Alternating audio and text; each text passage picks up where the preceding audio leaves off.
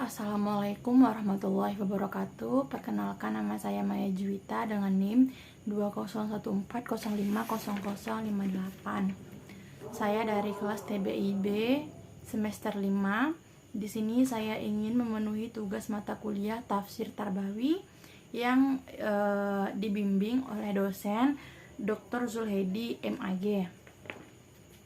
Pada kesempatan kali ini, di sini saya akan membacakan serta menjelaskan Quran surah An-Naml ayat 107 ayat 17 sampai dengan ayat 19. Di mana di sini saya ingin sedikit menyinggung sedikit. An-Naml itu artinya semut. Nah, berarti di sini ayat ini akan membahas tentang semut. Apa aja itu? Baiklah, di sini saya akan membacakan surahnya terlebih dahulu. A'udzubillahi minasyaitonirrajim. Bismillahirrahmanirrahim.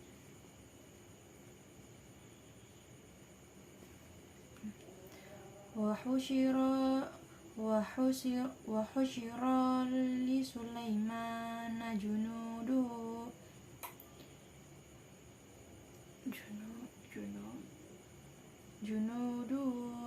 من الجن والإنس والطير فهم يوزعون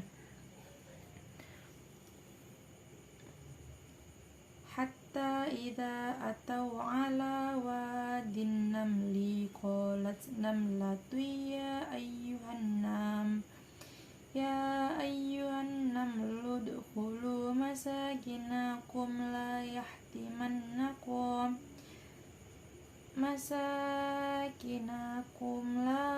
يحطمنكم سليمان وجنوده وهم لا يشعرون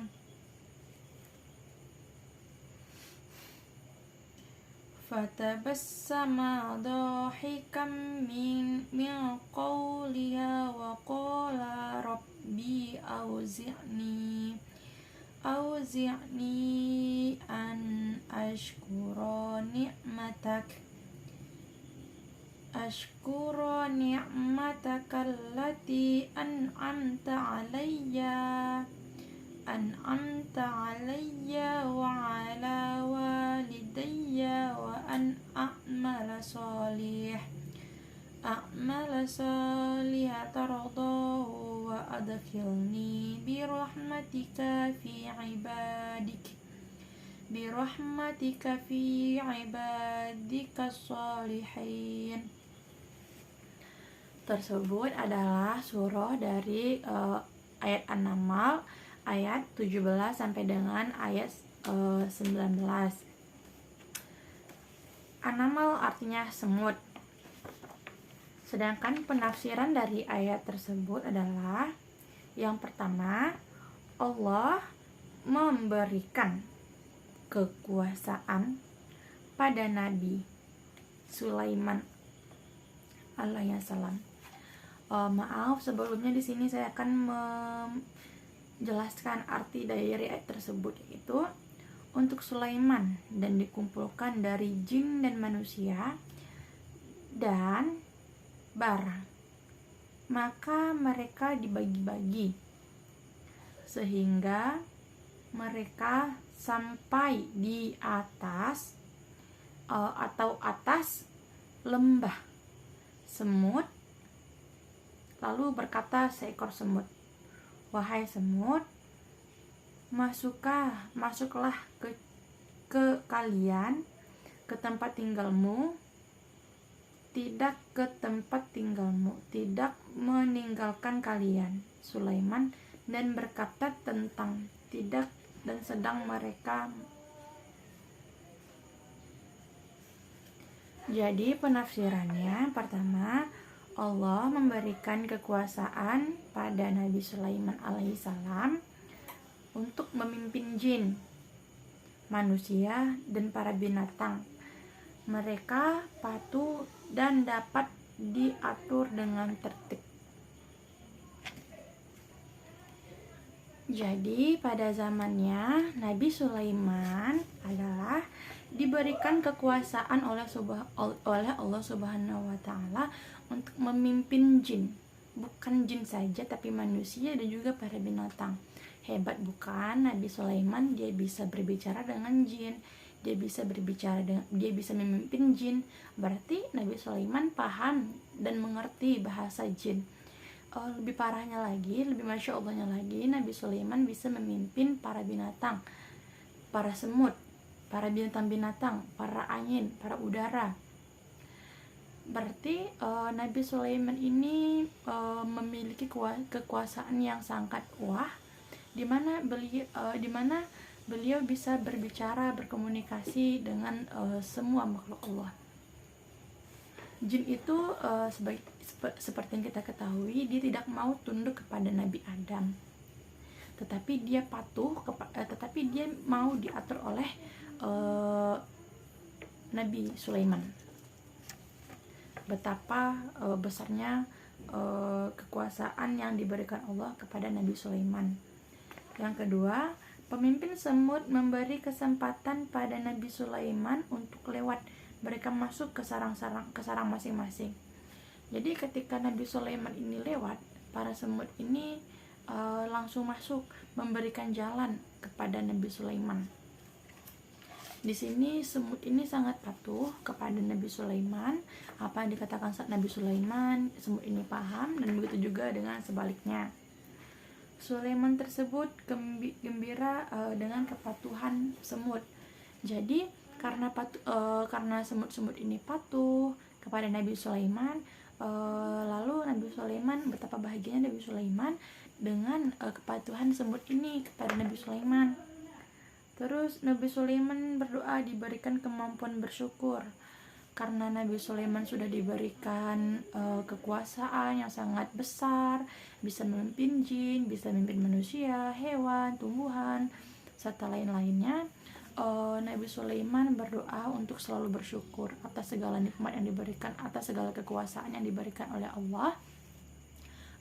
Nabi Sulaiman tidak lupa untuk bersyukur karena semua kekuasaan yang dimilikinya itu bukan hanya semata-mata miliknya, tetapi itu diberikan oleh Allah kepadanya sebagai mukjizat Nabi Sulaiman. Kesempatan beramal soleh. Nabi Sulaiman walaupun dia bisa memimpin jin dan semua makhluk Allah yang ada di muka bumi ini, dia tidak lupa untuk selalu beribadah, selalu mengingat Allah Subhanahu wa taala. Tidak seperti manusia, ketika diberikan kekayaan, jabatan yang tinggi, dia langsung lupa pada Allah, menunda-nunda sholat, lupa berzakat. Beda dengan Nabi Sulaiman, walaupun dia bisa memimpin seluruh makhluk yang ada di muka bumi, Nabi Sulaiman selalu berdoa untuk diberikan kesempatan untuk beramal soleh apapun jenisnya, dimasukkan ke kelompok orang-orang yang soleh. Di sini Nabi Sulaiman juga berdoa agar dirinya kelak dimasukkan ke golongan orang-orang yang soleh. Padahal Nabi Sulaiman sendiri itu sudah nabi, sudah menjadi rasul, sudah pasti soleh. Tetapi beliau karena tidak sombong dan juga kerendahan hati beliau meminta agar dirinya dimasukkan ke dalam kelompok orang-orang yang soleh, agar beliau selamat dunia akhirat. Padahal kalau dipikir-pikir, Nabi Sulaiman kan bisa memimpin seluruh umat ya, udah diberikan kekuasaan oleh Allah, pasti aja beliau sudah ada jaminan masuk surga. Tapi beliau tidak mau takabur, tidak mau sombong, beliau juga tetap berdoa atas kerendah hati beliau. Terus apa aja kesimpulan dari ayat tersebut?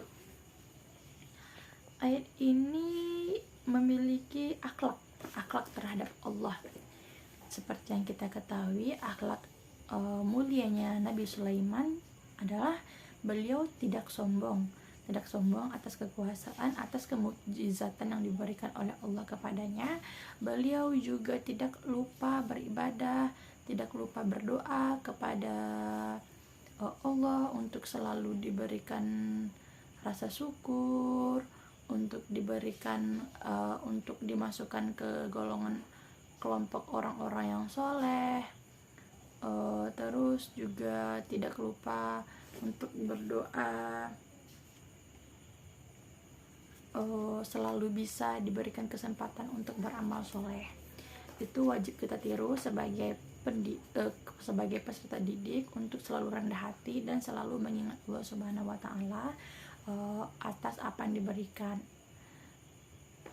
Terus ada yang kedua, adapun akhlak terhadap Allah.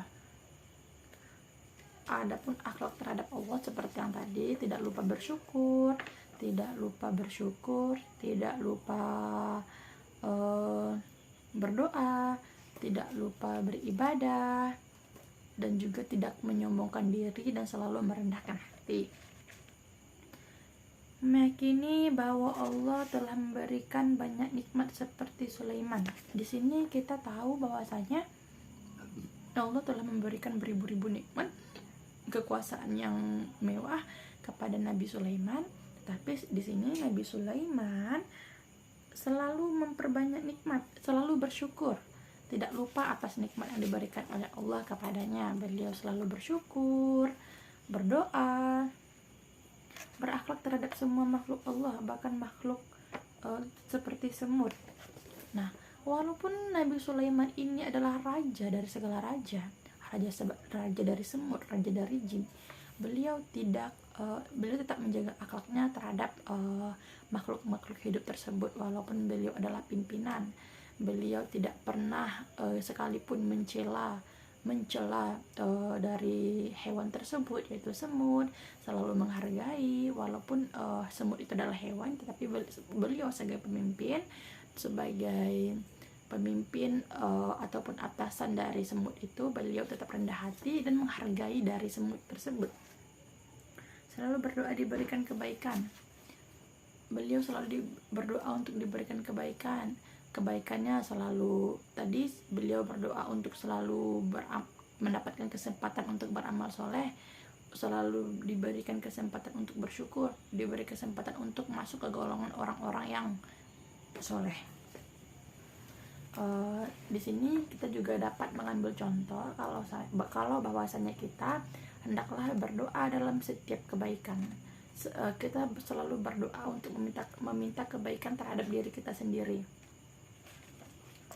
Mampu bersyukur, di sini sudah sangat dijelaskan tadi. Kita harus selalu bersyukur, terus masuk ke kelompok orang yang soleh.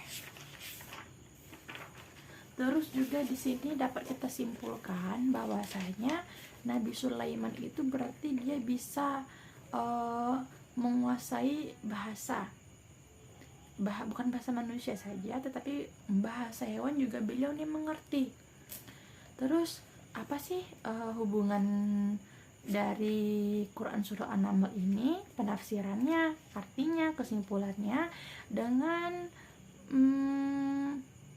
jurusan bahasa Indonesia hanya bisa digunakan oleh orang Indonesia saja ataupun orang yang imigrasi dari luar negeri ke Indonesia. Itu hanya bisa digunakan untuk orang Indonesia saja. Bahasa yang internasional, misalnya ada bahasa Inggris, bahasa Arab. Nah, bahasa Inggris terutama, bahasa Inggris ini kan termasuk bahasa internasional. Tetapi bahasa Inggris, apakah jin mengerti dengan bahasa Inggris? Tentu tidak. Lalu apakah semut mengerti dengan bahasa Inggris?